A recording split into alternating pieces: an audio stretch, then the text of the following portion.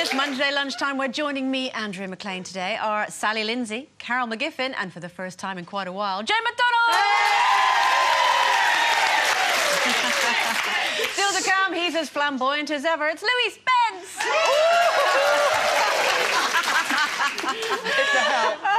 But first, our first guest today has been a star of all screens, big and small, since she was just a child. In fact, this year, she's celebrating 40 years in show business. She has starred in films including The Great Gatsby, Absolute Beginners, Lethal Weapon 2, as well as soaps such as Emmerdale and Holby, and also launched a pop career back in the 80s, adding some much-needed glamour this Monday lunchtime. Please welcome Patsy Kensit.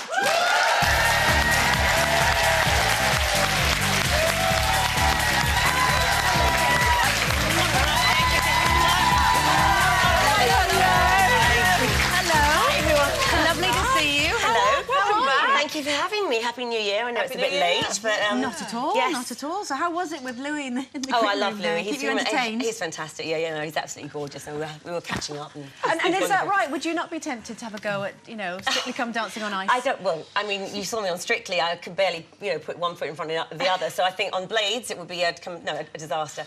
No, not at all. But as I said, I think Louis is a wonderful addition to the panel.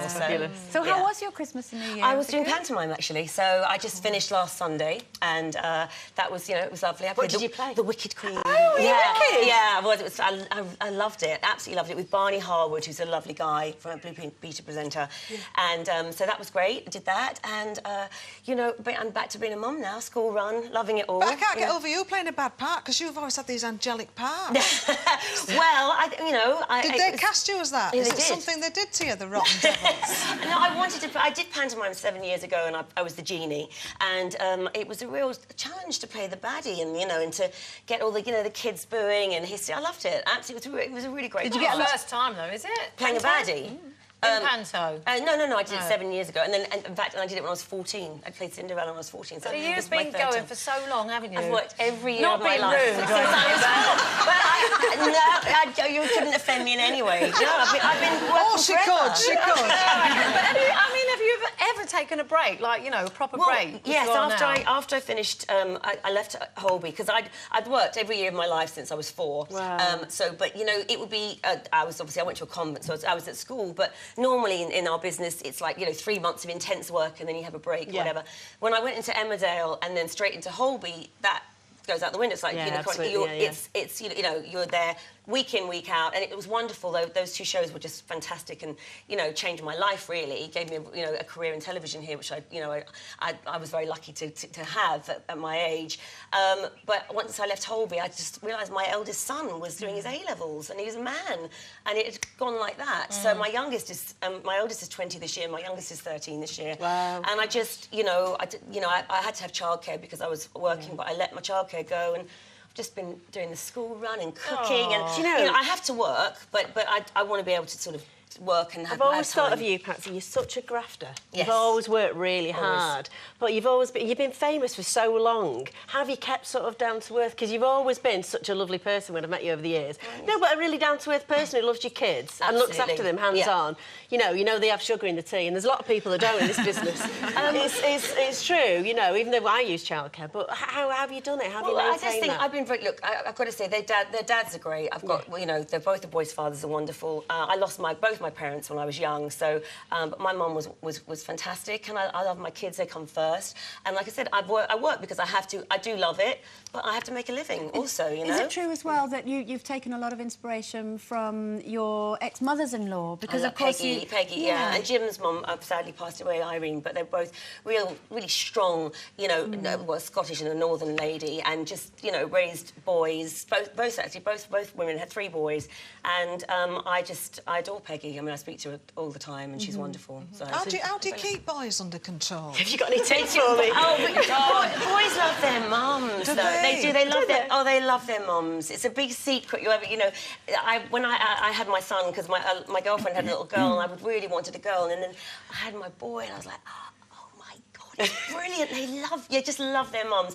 And I went through my eldest. As I said, when he was 13, he went through his teenage years, and I think it's Mother Nature's way of preparing you for them leaving home, because it's because it's you don't like them. Well, you just it's like they do change, and I mean, I kind of, you know, you have to bite your tongue and everything, but then they come back and he's just even more lovely than ever. And he's got a wonderful girlfriend. They're such a lovely couple, and my youngest, he's minutes away from. He still wants to do everything with me, but I know we're moments away from the door slamming and all that. But I've been through it. But have you got a boyfriend? No, I'm not.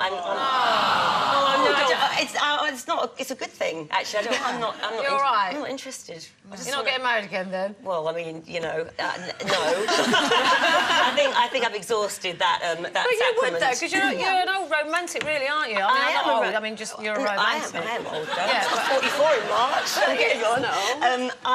I'm a romantic, but I don't know. I wouldn't get married again. I'm honestly, I think I owe it to my boys. I just want to focus on being the best mum that I can be, and you know, please God, you know, do interesting work. Don't forget, Patsy, when they've gone, you'll be on your own, love. You need somebody to sit and, you know, say hello. I've had a lot of love in my life. I don't know. I think, you know, You're all right. I'm think all about right. it later. It's not, I don't think that a guy would get through the door with my two, actually, no, anyway. Well, you touched on the fact that James obviously got a girlfriend. Would you do a Bob Geldof? Would you sit them down and say, right, you've got to get married and stick at it? Well, no, I mean, I'm already a grandmother because my stepdaughters had twins, so Yasmin. So I love children and babies. So, and I do say to James and Millie, and she's such a lovely girl. I'm so happy for them both.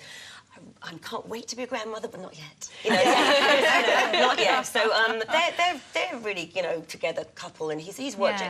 James works for. Liam's his stepdad's clothing company. So he's just like amazed me. He's such a grafter, and I thought well, he's got that from you. Well, this is it. But I worried over the years because when I was doing Emmerdale, I was going up and down the M1, and I thought, you know, what were these boys? What's their experience going to have been? You know, growing up and. He's up, out the door, never says, Mum, can you phone and say I'm sick? Or, I mean, his work ethic is second to none, and he said to me, well, you know, I got it from seeing you go out. That must be such a relief, though, because you do worry as a working mum, but when you're leading by example, and I think that's the best you can do as a parent. I think all you can do, look, at the end of the day with the question, I mean, I'm the last person that can talk about marriage. I've done it so many times and everything. I think fundamentally, it's just about love, and if you know you love your children. And you can have, if you are unfortunately separated from their dads, you can try and find that relationship, a good relationship, because it really is all about the kids, really. You know? So what are you going to do when you... well, you will go back to work. Well, yeah, well, I mean, I just only finished last Sunday. I know. It's a long time for you. Yeah, it is. You know, I'm very lucky. I do lots of voiceovers, so which is heaven, because it means I can do the school run, go, you know, nip into town and do that. And, I don't know. I mean, I'm open to... whatever. I mean, I have to say I love having my downtime, but, you know, I do need to work, so we'll see what comes along. Something always does. Always. Yeah. Thank you so much for coming on the show. Thank you. I love this show. Thank you. Welcome back, Jane. Thanks for having me.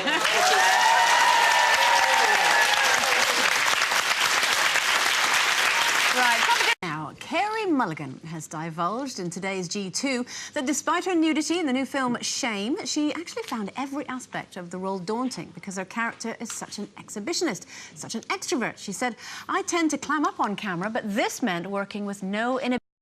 I mean, I don't wear a bikini on the beach. I walk around the house in pyjamas. I haven't seen myself naked in the mirror for probably a decade. I'm very prudish. So that's what Carey had to say about herself. But do you think it's unhealthy not to look at yourself in the mirror, or do you think it's a case of what you can't see can't hurt you? Oh, yes, I agree. Oh, no. I totally agree with her, bless her soul. Cover it up, out of sight, out of mind. You know, it's true. If you can't see it... It's not there. Then it's not there. If you can't see your whole part, then it won't upset you. But you've got to keep an eye on it. I've got a full mirror. So you're going to say a full frontal mirror? Yeah. Well, it is when I'm in it, you see. And I look at myself from the front and it's fine. And then I turn to the side and I think, oh, forget it. Turn back round again. Oh, the back. What about Ed? Oh, don't. The honeymoon's over. It's, you know, what is it about men? They just like being naked, don't they? I'm sorry, love. We're back on. No, he's got a thing about... I've had to stop having guests round, you know. I've even had to take the key off my mother, you know, because... Ooh. You know, can you imagine my mother... You know, it's not good. You know, my brother pops round and he's just there with, you know... Well, he just doesn't think about it. No, but he's got a very good body. He's very tall, he's very lithe, he's very beautiful. And, you know... You would think yourself lucky. I know, he's got a right lovely peachy bum. And it's nice, it's nice. I don't mind seeing the back of him, it's just I'm worried about seeing the front of him coming towards me. You know, it's not a good thing. I'm always saying, put some clothes on, I do have a good look in the mirror now and again. I just like to have a quick check just to make sure it's all still there, you know. And I've got these mirrors, they're positioned perfectly, so you can pull one door open and then the other one and you can see the behind. Yeah. Not in the wrong light. Yeah. Mind. If the sun's shining, absolutely No. not. No. Dim light in the room, and I think, actually, it's all right. So I don't mind. Yeah. It's not that bad. But Mark, you say Ed walks around completely starkers the whole time. Mark doesn't. He's obsessed. He all the time walks around the house in pants and socks. Oh, I love Quite nice pants. Lovely. Quite, you know, his socks are all right. Just but hang he's on. got... Oh, yeah, I've got it. And he looks at himself in the mirror more than I do. He goes to the gym. Right, we didn't go over Christmas because we were away. He went back once. He'd been once, and he walks in, takes his top off, and stands there and goes, "What do you think?" Hey. After going once? Yeah, after once. Yeah, brilliant, absolutely brilliant. But he's got this thing where he walks around. He still comes out of the bathroom with a towel wrapped round him. Yeah. But he still does the willy dance. Do you know what I mean? Where it floats, they go like that. Hey. Why do they do that? They always do it. Just getting it out. This other thing he does, it just makes me laugh so much. He wears socks, they've got very slippery wooden floors. Always walks down the stairs, gets to the bottom of the stairs, runs and skids into the bathroom like that. Do you know, like kids do? Yeah. He's like, shh. So it looks at me as if I was about to say to him, "Oh, well done." In his pants and his socks, he's hilarious. Well, in our bathroom, the cabinet, you know, we've got one of those mirrored bathroom cabinet things. It stops at about there, and I'm happy with that. That's good. Because by the time I leave the bathroom, I'm dressed. So we do have a full-length mirror in the bedroom, but I only see myself once. Yeah. So from here up, I go, yes, all right. Shoulders still looking OK. think Head's that's on the where- right way round, that'll do. That's where I'm going wrong, especially since I had the babies. Well, there's a full-length mirror right next to the blooming shower, isn't there? So I have to pass it, and I'm like that.